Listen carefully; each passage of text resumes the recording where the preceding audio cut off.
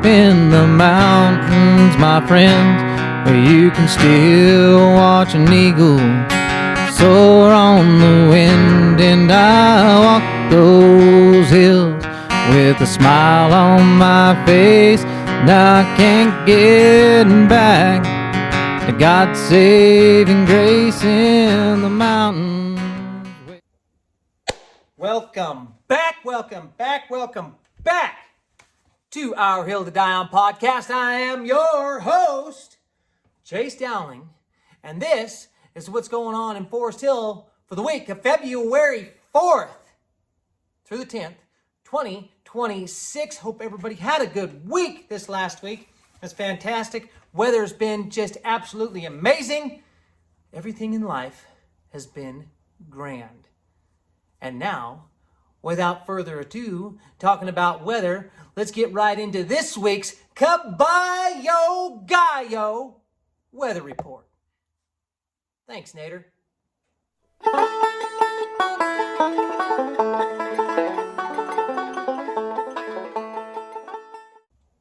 Well, everybody, getting right into it, because you know weather affects everything from horses to chickens. It says, so on Wednesday, when this podcast comes out, that's right, February 4th, it's going to be sunny with high around 70, low near 50. No rain, no wind, no fuss. Then Thursday, same thing. Friday, a little bit of clouds, but going to still stays mild with a high around 64. And then Saturday, mid-60s, somewhere in there, lows in the 40s, starts to cool down a little bit. Then Sunday, it drops, mostly cloudy, but it's going to stay dry. Then, let's see, Monday, light showers on Monday. Light showers on Monday. Come on, February. Winter's coming.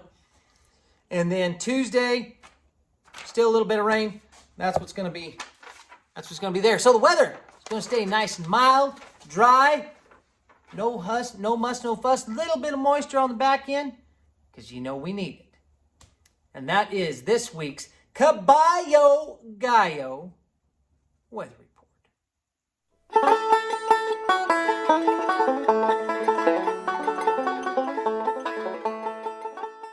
All right, rolling right into this week's calendar, folks. Not a whole lot going on, not crazy busy, but we do have the LSM food distribution from 2:15 to 5 p.m. Then we have Mountain Club Bingo on Wednesday. That's right, February 4th.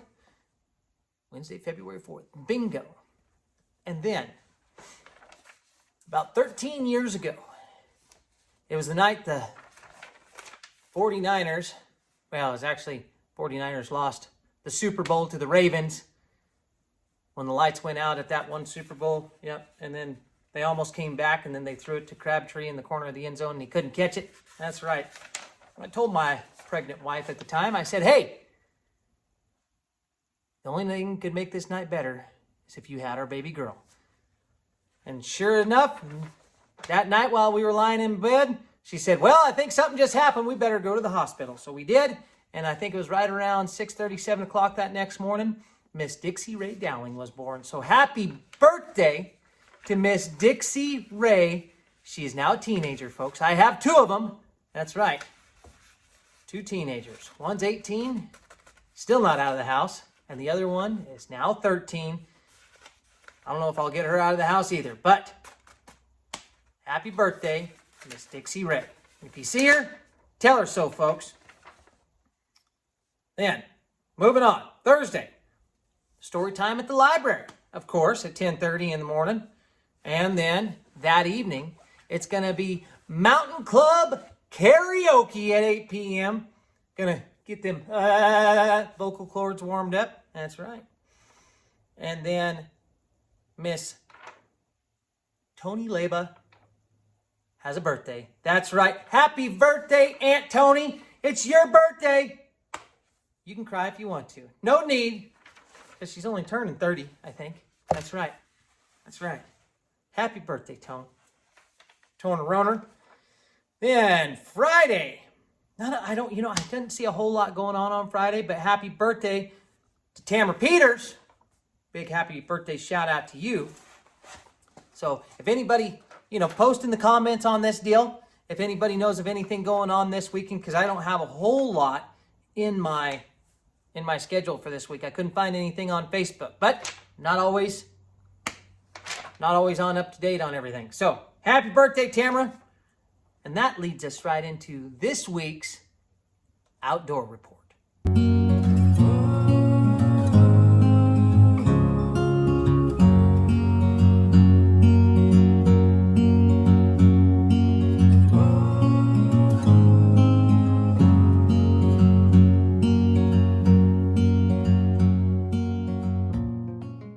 You know, folks, don't have a whole lot going on with the outdoors this week. I mean, people are been fishing, I know, but nobody's been sending me any dang photos of any fish they caught, probably because they can't catch no fish. You know, wintertime, they're down deep, you know, doing what they can, surviving off what they can. The weather's been fantastic, though, but we are starting to lose a little bit of snow up top. So, Sugar Pine's spilling, French Meadows is not, and Hellhole, well, nobody knows because it's in a hole. So, you can figure that out, folks. Shoot me a comment. Comment in here. Let me know what the weather's doing going up country. Let me know what the reservoirs are doing. Let me know what the fish are doing. Come on, folks. It's Outdoor Report. And I know there's not a lot going on for hunting right now, but, I mean, turkeys are coming right around. I've seen some nice gobblers. Good old long beards. They're starting to fluff their feathers in this beautiful weather that we've had lately. So, let's see that. But now, instead of Where's Andy this week, I'm going to get right into a little special segment that we're going to be doing for Ground Hog Day. And this one's going to be called Pugsatoni Merle. Hear ye, on this day in February, where we all gather to hear from the prognosticator of Forest Hill, Mr. Pugsatoni Merle. Today, Pugsatoni Merle has seen his shadow, but that's only because that's all he ever sees, because he blocks out the sun. He misses no meals, thanks to my wife always feeding him from the counter and the table with all the scraps. So, there will be 6 more weeks of winter, or spring will just come whenever the hell it wants to, folks. Really, seriously. That's just the way it goes. So give it to Pugsatoni Merle and us on this Ground Hog's Day. Over and out. Well, folks, I don't know if Merle liked that or not. Doesn't really matter. But that concludes this week's Outdoor Report.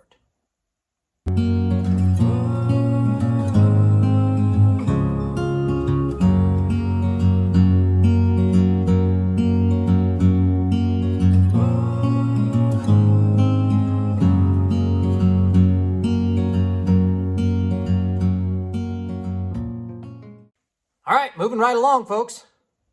We got not a whole lot going. Like I said, there's got to be something else besides Super Bowl going on this weekend. I just don't know what it is. So comment down below. Let's figure this out. Happy birthday, though, to Miss Elaine Barnes on Saturday, February 7th. Happy birthday to you. Big fan of the show. I know you watch every day. Come on now. And then going into Sunday, February 8th, Super Bowl Sunday. Whether you're a Patriot or you're a sea chicken, you know, don't know. I don't know who the hell I'm rooting for this week. I don't know anybody else that knows who they're going to be rooting for. I guess I got to root for the Seahawks. No, I don't. Well, that even just it feels weird to say. Mark and Tam loved them, and I love them, so I can't say it. Can't say it. But piss on the Patriots. I will say that. The hell with the Patriots. So I just hope they score a lot of home runs. That's all I can say about that. All right, folks. Also, the dump is open. That's a good thing to do with your day. Go to the dump, because that's what the game's going to be like. Hours 8 to 5, lunch 11:30 to noon.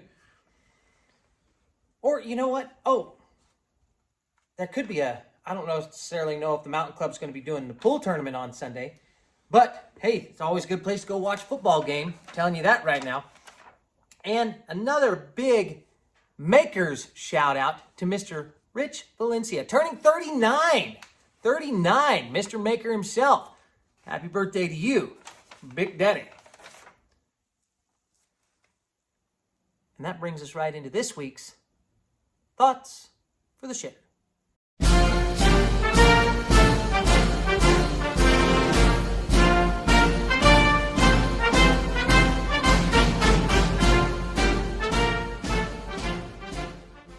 You know, people talk a lot about trust in government these days, like it's something you either have or you don't. But I'm not sure we've ever stopped to ask what trust actually is. Trust isn't believing someone is perfect, and it's not agreeing with every decision. Trust is knowing who is responsible when something goes wrong. In real life, trust grows when accountability is clear, when decisions have names attached to them, when the person making a call is close enough to feel the consequences of it. That's how trust works between neighbors, and in families and in small communities. Government works differently. It's layered, it's insulated, and it's designed to protect the system first and the people second. And that doesn't make it evil, it makes it impersonal. So when people say they don't trust government anymore, I don't think they're saying everyone involved is terrible. I think they're trying to say, I don't know who actually owns the outcome. When a regular person messes up, the consequences are immediate. When a system messes up, responsibility gets spread so thin it almost disappears. Reports get written, processes get reviewed, and lessons get learned. But trust doesn't live in reports. It lives where someone can say, that was my call. And that's why telling people to just trust in the system never works, because trust can't be demanded. It can't be outsourced. And it can't survive distance. The real question might not be whether trust in government can be repaired. It might be whether government was ever meant to carry that kind of trust in the first place. Maybe trust belongs closer to home, closer to faces, closer to names. Maybe government is just a tool. It's useful and necessary sometimes if it's limited. And maybe the mistake we keep making is expecting the system to provide something that only relationships ever could. So if trust feels broken right now, maybe that's not a failure. Maybe it's just a reminder of where trust was never supposed to live. And that, ladies and gentlemen, is just something to ponder while you're dropping them off down yonder.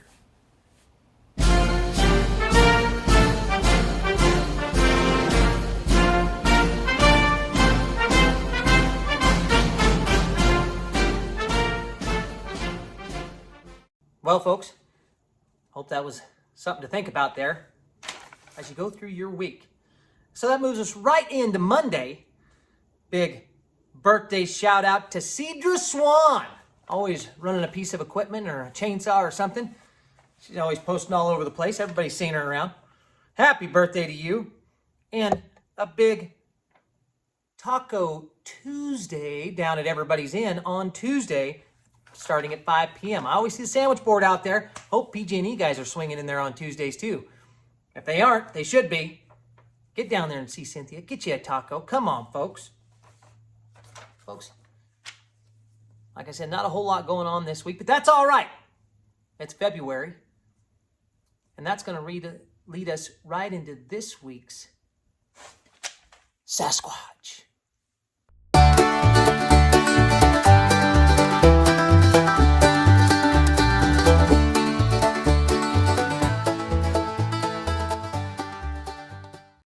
Well, folks, this week's Sasquatch used to roam the hill, keeping an eye on all sorts of unsightly characters. These days, he still shows up to an official building, just a little closer to the benches and a little farther from the brush, quietly counting down his days towards retirement. He's seen enough over the years that he knows what matters and what doesn't, and doesn't concern himself with the rest. No longer prowling back roads like he once did, now he keeps things moving in places where the wildlife wears a little cleaner clothes. Unlike most Sasquatches, this one's fully capable of flight. Now, whether that's ancient Sasquatch magic or something with rotors, it's still up for debate. Short, grumpy, and perpetually annoyed, like a 70-year-old man with a toothache who's just been erupted mid-thought. Exceptionally easy to pick on, which is unfortunate because everyone absolutely does. Married to a fiery wife who keeps him grounded, emotionally, spiritually, and occasionally with a single look. He has a few sweet kids, kind of, close enough by Sasquatch standards anyways. And fittingly, on this Ground Hog Day, this Squatch shares a name with the most famous predictor of them all, though this one is a little less concerned with shadows and more concerned with people and where they're standing. So, if you don't know who our Sasquatch is this week, I'm not going to tell you, shouldn't have to. But if you don't know, now you know.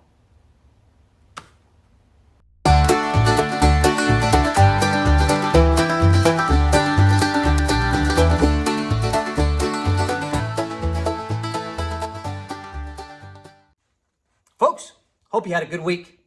Hope you have a good weekend. And without further ado, here is this week's Robert Francis joke of the week. And this one goes like this here. It says, guy was out fishing on Sugar Pine, middle of February. It was cold, it was quiet, there was no soul around. So after a while, nature calls. So he figures, what the hell? Just stand up and pee off the bow of the boat, ain't nobody around. When suddenly, he hears a voice behind him. Excuse me, sir. Can you come over here? He looks up and he sees a female fishing wildlife, not fishing game, fishing wildlife officer sitting on the bank.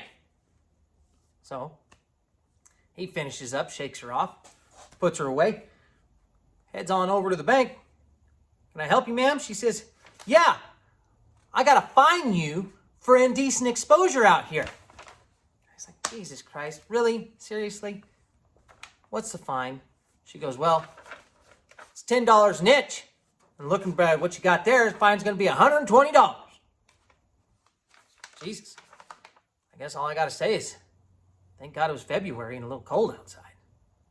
Folks, that's our podcast for this week. Hope you have a good week. Hope you have a good weekend. And we'll be seeing you on the next one. Let's go, Pugsatoni Merle!